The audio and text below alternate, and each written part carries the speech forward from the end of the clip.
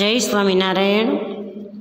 અમારો ચારધામ યાત્રા પ્રવાસ એ જ્યારે અનેક તીર્થોમાં દર્શન કરતાં કરતાં તીર્થક્ષેત્રોની અંદર સ્નાન કરતાં કરતાં આગળ જઈ રહ્યા છીએ, તો તમે જોઈ શકો છો કે કોઈ જગ્યાએ સૂર્યોદય પહેલાં મંગળાના દર્શન થાય, તો કોઈ જગ્યાએ દર્શન બંધ થવાની તૈયારી હોય, કહેતા શહેરની તૈયારી હોય અને દર્શન કરવા માટે પહોંચે એવું જ એક સ્થાન જે છપૈયાથી થોડું દૂર આવેલું અને એકદમ ઇટાર શહેરની નજીક આવેલું જે ગોરખપુર શહેર, બહુ મોટું આ સિટી છે અને એ ગોરખપુર શહેરની અંદર આવેલ ગોરખનાથ મંદિર, એના દર્શન કરવા માટે અમે જઈ રહ્યા છીએ। જે ગોરખનાથ યોગી નવનાથ સંપ્રદાયની અંદર જેનું આગવું સ્થાન માનવામાં આવે છે, એ ગોરખ મંદિરના અમે દર્શન કરવા માટે જઈ રહ્યા છીએ। તમે નજારો નિહાળી શકો છો કે રાત્રિનો સમય હતો, સરસ મજાની રોશનીઓ, એના પ્રતિબિંબો, અનેક રંગબેરંગી શિખરો, એના દર્શન થઈ રહ્યા છે। પિતા ધર્મદેવ એનું જે જન્મસ્થાન ઇટાર, જે આપણા સંપ્રદાયની અંદર મુખ્ય સ્થાન ગણાવે છે, ત્યાં હજી મંદિર તો નથી, પરંતુ ભગવાન સ્વામિનારાયણ કહેતા બાલ સ્વરૂપ ઘનશ્યામ મહારાજ છપૈયાધીશ, એના ચરણોમાં પ્રાર્થના કરીએ કે આમે ભગવાન સ્વામિનારાયણ ઘનશ્યામ મહારાજ એનું પ્રાગટ્ય સ્થાન તો છપૈયા છે જ, પણ જે મૂળ પરંપરા ધર્મકુળની છે એ સ્થાનની અંદર પણ ભવિષ્યમાં ભગવાન કોઈકને પ્રેરણા કરે અને મંદિર થાય। તો ગોરખનાથ છે એ નવનાથ સંપ્રદાયની અંદર આ મંદિરમાં જે નવનાથ માનવામાં આવે છે એના અનેક મૂર્તિઓ અહીંયા મંદિરની અંદર બિરાજમાન છે। મુખ્ય ગર્ભગૃહ, એમાં વિડીયો શૂટિંગ લેવાની મનાઈ છે, તમે જોઈ શકો છો। એ ગર્ભગૃહની અંદર ગોરખનાથ ભગવાન એ બિરાજમાન છે। પાછળના ભાગમાં, પ્રદક્ષિણાના ભાગમાં કાનિકનાથ, મચ્છંદરનાથ એ આદિક એના મૂર્તિઓ એ પણ બિરાજમાન છે। અને મહાન યોગીરાજ એવા મચ્છંદર, એના મુખ્ય શિષ્ય જો કોઈ હોય તો એ આ ગોરખનાથ ભગવાન છે, જેના શિખરના તમે દર્શન કરી રહ્યા છો। અને એ ગોરખનાથ કોણ?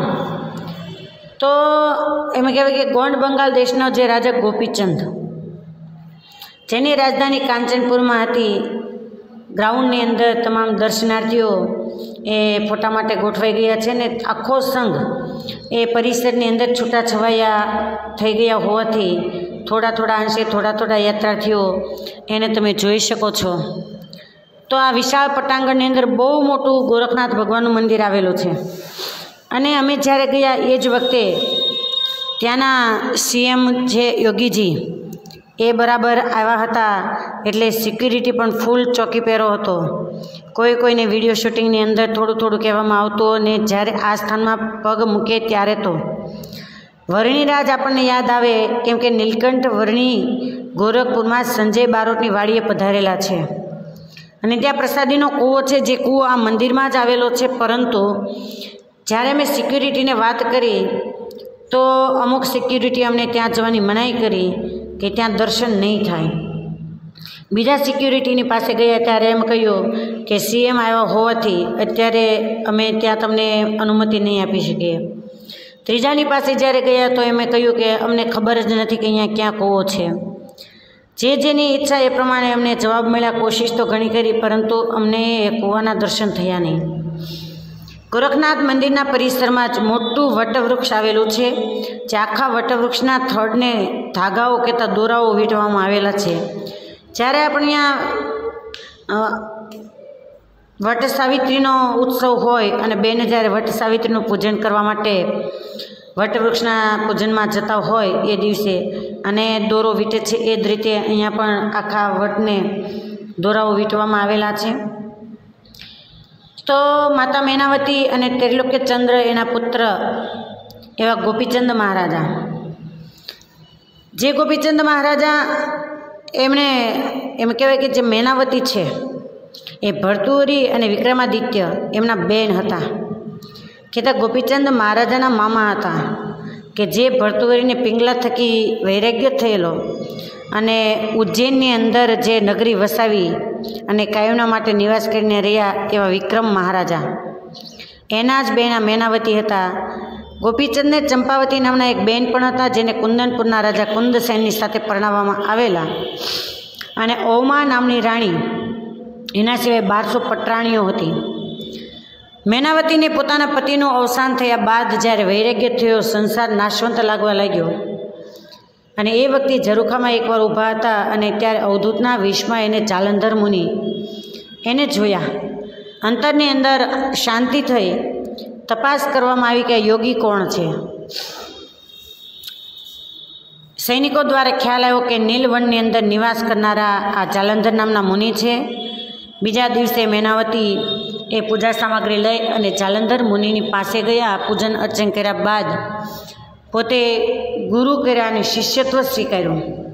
જ્યારે મેનાવતીને સમય મળે ત્યારે એ જાલંધર મુનિની પાસે જતા હતા, અને જાલંધર મુનિ એને અલખની આરાધના ઉપદેશ આપતા હતા.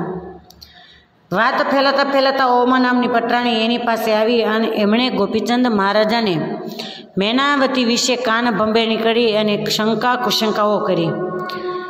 ગોપીચંદ મહારાજાને તો પોતાની માતા વિશે કોઈ શંકા કુશંકા ન થઈ, પરંતુ રાણીને પણ કંઈ કહી ન શક્યા.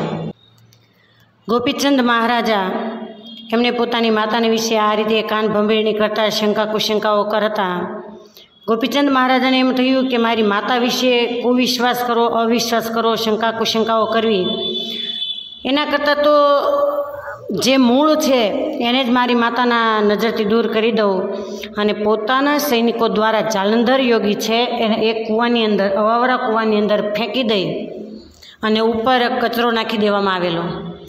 આ બાજુ જાલંધર મુનિ એના શિષ્ય જે મચ્છંદરના કાનિફનાથ એ પોતાના ગુરુને ગોતવા માટે નીકળેલા, અને આ બાજુ ગોરખનાથના ગુરુ જે મચ્છંદરનાથ એ કામરૂ દેશની અંદર હોવાથી એની શોધખોળ કરવા માટે ગોરખનાથ પણ એ ફરતા ફરતા આ નગરની અંદર આવેલા. કાનિફનાથ અને ગોરખનાથ બંનેનો મેળાપ થયો, અને બંને પોતાના ગુરુની શોધખોળમાં છે. ત્યારે અરસપરસ કહેવામાં આવ્યું કે તમારા ગુરુ ક્યાં છે એ મને ખબર છે, અને કાનિફનાથે કહ્યું કે તમારા ગુરુ ક્યાં છે એ મને ખબર છે. અને ત્યાર પછી ગોરખનાથ એ કામરૂ દેશમાં જઈ અને પોતાના ગુરુને પૂર્વની સ્મૃતિ કરાવી અને પાછા લાવેલા આવા મહા તેજસ્વી એવા નાથ સંપ્રદાયના ગોરખનાથ એનો વિશાળ મંદિર આવેલું છે. અને ત્યાં સુધી એમ કહી શકાય કે જે મેનાવતી એણે ગોપીચંદ મહારાજા એને જ્યારે ઉપદેશ આપેલો અને રાજ્યનો ત્યાગ કરેલો, એવા આ 9 નાથ માહીના તમામ જે નાથ મુનિઓ કહેવામાં આવે, પછી ગોરખનાથ હોય, મચ્છંદરનાથ હોય, કાનિફનાથ હોય કે જાલંધર મુનિ હોય, આ તમે જે જોઈ શકો છો એ ભીમ સરોવર છે, જે ગોરખનાથ મંદિરના પટાંગણની અંદર આવેલું છે. આજુબાજુ રોશનીઓ એનો નજારો પણ તમે નિહાળી શકો છો કે એના પ્રતિબિંબો પડતા અતિશય જળાશય એ સરસ નયનરમ્ય લાગી રહ્યું છે. નાની નાની બોટો પણ ત્યાં નૌકા વિહાર માટે રાખવામાં આવેલી છે. ગોરખનાથ મંદિર દક્ષિણ ભારતમાં જે મંદિરો આવેલા છે એવા વિશાળ પટાંગણની અંદર જગ્યામાં આ ગોરખનાથ મંદિર એ આવેલું છે. ગોરખનાથ મંદિરની અંદર ગોરખનાથજી એમના મૂર્તિ આરસના કહેતા શ્વેત શિલાની અંદર એ મૂર્તિ બિરાજમાન છે.